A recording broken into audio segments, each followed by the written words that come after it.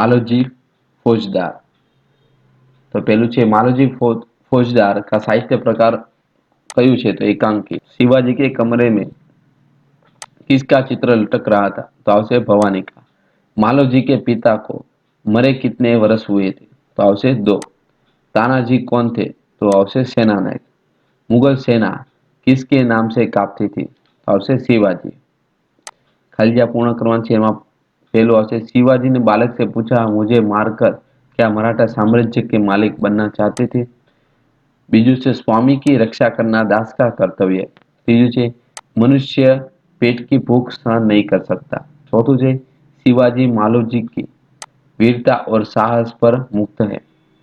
पांचवुं से तानाजी जैसे सेना नायक पर भारत माता गर्व करती है। छठुं से मैं कभी मातृभूमि की सेवा से पीछे न हटूंगा। सातवें से मैं तानाजी जैसे सेनापति। અહીંયા આવશે સેનાપતિ। सेनापति તમે લખવાનું છે।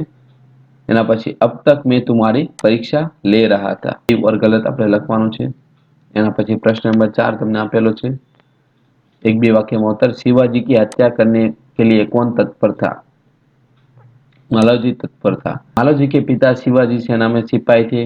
उन्होंने देश की रक्षा के लिए अपने प्राण न्योछावर कर दिए थे।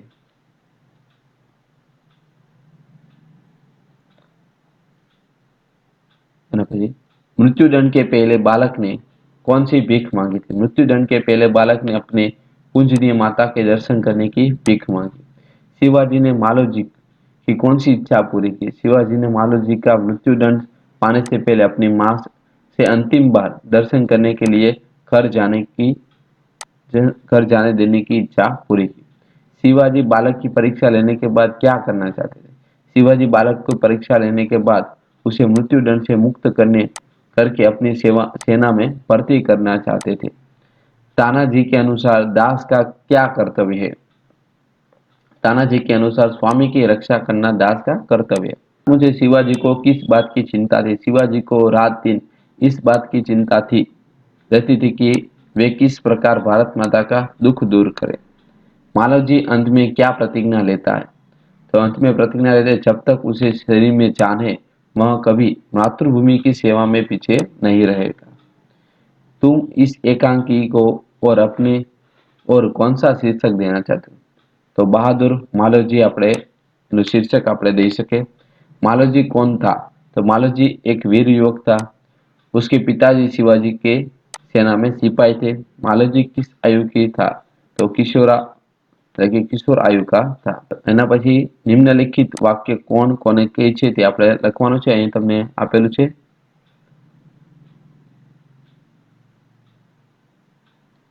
એ જે અહીં બધા વાક્યના તમને સોલ્યુશન આપેલા છે તમે આમાંથી જોઈને તમારા આઈડિયાની અંદર તમારે લખવાના રહેશે।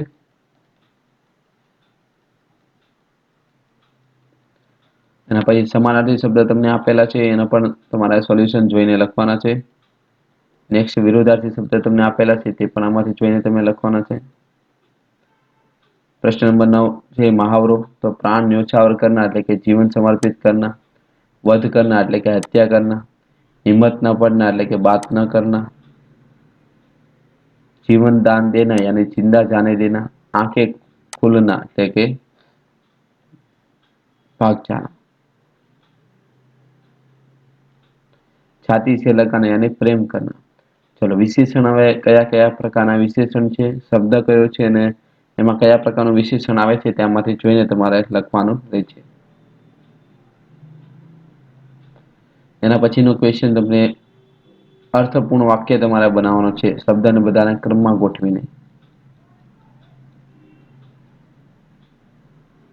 એના પછીનું 12મું છે શબ્દોને આપણે જે શબ્દ તમને આપેલા છે એના વાક્યમાં આપણે ફેરવવાના છે। જેમ કે दृष्टि तो ईश्वर की दृष्टि में सब समान है। सत्यवादी राजा हरिश्चंद्र सत्यवादी राजा थे। प्रतिष्ठा देश की प्रतिष्ठा को बनाए रखना हमारा कर्तव्य है। न्योछावर सैनिक देश की रक्षा के लिए अपने प्राण न्योछावर कर दिया। दर्शन तो मंदिर में दर्शन के लिए लोगों की भीड़ लगी थी। એના પછીના બીજા વાક્ય તમને અહીંયા બધા આપેલા છે। તો આ તો આજનું સોલ્યુશન. હવે નેક્સ્ટ વિડીયો લેક્ચરમાં આપણે આના પછીના ચેપ્ટરનું સોલ્યુશન જોવાના છે, તો તેના માટે તમે ચેનલ સબસ્ક્રાઇબ કરો જેથી તમને વિડીયો લેક્ચર મળતા રહે. Thank you. જય હિન્દ, જય ભારત.